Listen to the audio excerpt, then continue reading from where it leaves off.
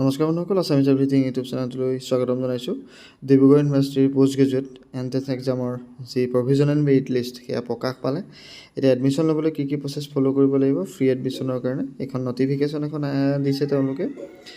যিসকলে অসম চৰকাৰৰ পৰা এখন notification HS BA BSc BCom MA MSc MCom যিসকল ষ্টুডেণ্টে ফেমিলি ইনকাম 2 লাখ টকাৰ তলত তেওঁলোকক ফ্ৰী এডমিশ্যন দিবলৈ কৈছে।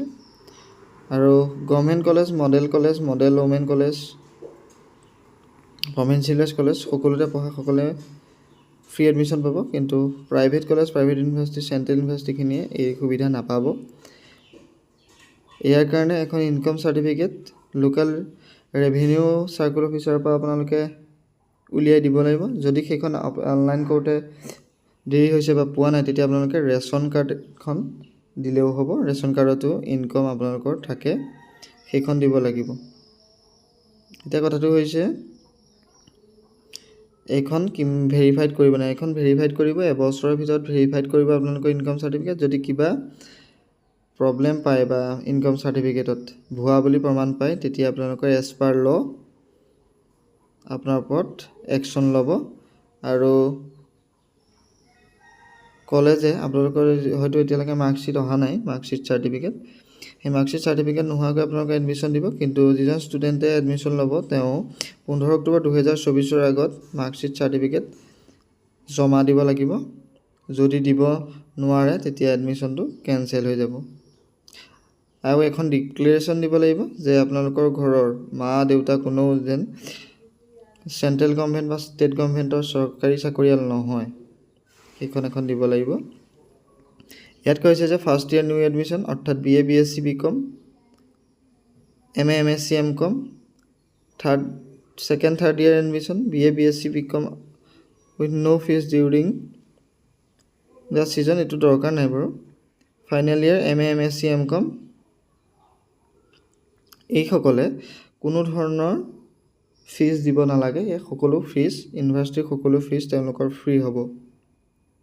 আৰু যিসকল ষ্টুডেণ্টে ফ্ৰী এডমিশ্যন লৈছে তেওঁলোকৰ নামটো ইউনিভাৰ্চিটি বা কলেজে সমৰ্থ পৰ্টেলত আপলোড কৰিব লাগিব আৰু শুদ্ধকৈ আপলোড কৰিব লাগিব। এইখিনি দায়িত্ব ৰেজিষ্ট্ৰাৰ বা প্ৰিন্সিপালক এই গাইডলাইনখনৰ মতে দিয়া হৈছে। আৰু আপোনালোকে যিখন মাৰ্কশ্বিট দিব সেই মাৰ্কশ্বিটৰ বেক চাইডে এণ্ডৰ্ছমেণ্ট কৰি দিবলৈ কৈছে আপোনালোকে যে ফ্ৰী এডমিশ্যন লৈছে। কিয়নো একেজন ষ্টুডেণ্টে কেতিয়াবা বাৰে বাৰে ফ্ৰী এডমিশ্যন কেইবাখনো কলেজত লৈ থোৱা দেখা যায়, সেয়েহে চৰকাৰে এই প্ৰচেষ্টা লৈছে। ৰাবাৰৰ এটা চিল মাৰি দিবলৈ কৈছে। চিলটো যদি থাকে তেতিয়া আপোনালোকে এবাৰ ফ্ৰী এডমিশ্যন এভেইল কৰিলে ছেকেণ্ড টাইম সেই একে বছৰতে বেলেগ কলেজত বা বেলেগ ইউনিভাৰ্চিটিত গৈ আপোনালোকে ফ্ৰী এডমিশ্যন ল'বগৈ নোৱাৰিব। এইটো এটা ভাল প্ৰচেষ্টা। ইয়াৰ পাছত এখন আণ্ডাৰটেকিং দিব লাগিব আপোনালোকে ফ্ৰী এডমিশ্যন লোৱাখিনিয়ে। এইখন হৈছে Dibrugarh university declaration for availing free waiver benefit session 24-25। ইয়াত আপোনালোকৰ নামটো লিখিব লাগিব, দেউতাৰ নাম লিখিব লাগিব, গাঁৱৰ নাম লিখিব লাগিব, পোষ্ট অফিচ, থানা, ডিষ্ট্ৰিক্ট, পিনক'ড লিখিব লাগিব, লিখি লাগিব। আৰু এই গাইডলাইনখনত আছে আপোনালোকৰ মা দেউতাক কোনোৱে চেণ্ট্ৰেল গভৰ্ণমেণ্ট বা ষ্টেট গভৰ্ণমেণ্টৰ চাকৰিয়াল নহয়।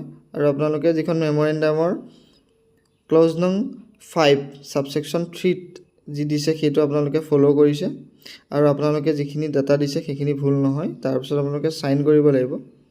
ছাইন কৰি আপোনালোকে এখন এডমিশ্যনৰ সময়ত জমা দিব লাগিব। এতিয়া আপোনালোকে এখন আণ্ডাৰটেকিং দিব লাগিব এণ্ট্ৰি ৰেগিঙৰ। আণ্ডাৰটেকিংখন অফলাইন মোডত নিদিলেও হ'ব বুলি কৈছে। এইখন UGCৰ পৰা এখন গাইডলাইন আহিছে। পেপাৰ ৱৰ্ক কমাবলৈ এই প্ৰচেষ্টা হাতত লৈছে। আপোনালোকে এইখন অ'পেন কৰিলে এটাত দেখিব www.entryragging.in/compliance-disclaimer.html। এই লিংকটোত ক্লিক কৰাৰ লগে লগে আপোনালোকে এটা পেজ খোল খাই যাব আৰু সেই পেজটো আপোনালোকে ডাইৰেক্ট খুলিব নোৱাৰিব, এইটো ইউনিভাৰ্চিটিৰ সহায়তহে আপোনালোকে দিব পাৰিব। তাৰ আগত আপোনালোকে যদি এণ্টি ৰেগিং দিয়ে তেতিয়াহ'লে www.entryragging.in এইটোত গৈ পেলাই আপোনালোকে যিখিনি আপোনালোকে ফিল আপ কৰিব লাগে ফিল আপ কৰিব লাগিব আৰু এটা এফিডেভিট আপোনালোকে আপলোড কৰিব লাগিব তাত। এইখন আকৌ কেৱল কলেজৰ কাৰণেহে, ষ্টুডেণ্টৰ কাৰণে আপোনালোকে www.entryragging.in মই যিটো ডেছক্ৰিপশ্যনত লিংক দি দিছোঁ সেইটোত ক্লিক কৰিলেও আপোনালোকৰ হৈ যাব। এইখন অতি ইম্পৰ্টেণ্ট। এইখন আপোনালোকে এডমিশ্যনৰ সময়ত বা এডমিশ্যনৰ পাছত হ'লেও আপোনালোকে এইখন জমা কৰিবই লাগিব। আৰু এই বিষয়ে আপোনালোকে ইউনিভাৰ্চিটিত সুধিলেও আপোনালোকক দেখুৱাই দিব। আপোনালোকে নিজে কৰিবলৈ অসুবিধা পালে ইউনিভাৰ্চিটিত আপোনালোকে সহায় ল'ব পাৰে। এতিয়া কথাটো হৈছে এডমিশ্যন কেতিয়া হ'ব, ক'ত হ'ব আৰু ফিখিনি কেনেকৈ দিব লাগিব। এইখিনি হৈছে ফিজ ষ্ট্ৰাকচাৰ। ইয়াৰ প্ৰতিটো ডিপাৰ্টমেণ্ট এটা ছাইডে আছে, এটা ছাইডে এডুকেশ্যনেল ফিজখিনি আছে, মাজতে এইখিনি কোৰ্চ ফি সকলো মিলাই এটা এডমিশ্যন ফিজ হৈছেগৈ। সেইটো আপোনালোকৰ ছাইডত লিখা আছে। গতিকে আপোনালোকে এবাৰ নিজৰ মোবাইলত গৈ মই যিটো লিংক দিছোঁ dibru.ac.in, তাত ক্লিক কৰিলে আপোনালোকে ইয়াত ফিজ ষ্ট্ৰাকচাৰখিনি পাই যাব। এবাৰ ডাউনলোড কৰি আপোনালোকে ভালদৰে চাই ল'ব। ইয়াত গোটেই ডিপাৰ্টমেণ্টখিনি ছায়েন্স, আৰ্টছ, ইঞ্জিনিয়াৰিঙৰ পৰা আদি কৰি সকলো ডিপাৰ্টমেণ্টৰ ফিজ ষ্ট্ৰাকচাৰ এভেইলেবল আছে।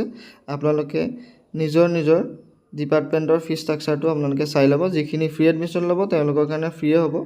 যিখিনিয়ে ফ্ৰীকৈ এডমিশ্যন নাপায়, অৰ্থাৎ যিখিনি ইনকাম 10 লাখ টকা কি 2 লাখ টকাৰ ওপৰত আছে, তেওঁলোকে এইখন চাই ল'ব এবাৰ। এতিয়া কথাটো হৈছে পে'মেণ্টটো অনলাইন নে অফলাইন দিব লাগিব। ইয়াত লিখাই আছে পে'মেণ্ট আপোনালোকে অনলাইন দিব লাগিব। ইয়াত আপোনালোকে যেতিয়া আপোনালোকৰ ডিপাৰ্টমেণ্টৰ মেৰিট লিষ্টখন ডাউনলোড কৰিব, তাত দেখা পাব ডেট অফ এডমিশ্যন সকলোৰে কাৰণে বেলেগ বেলেগ। ইয়াত ফিল'চফিৰ 31 জুলাই দেখুওৱা হৈছে, সময়টো ইয়াত দি দিছে।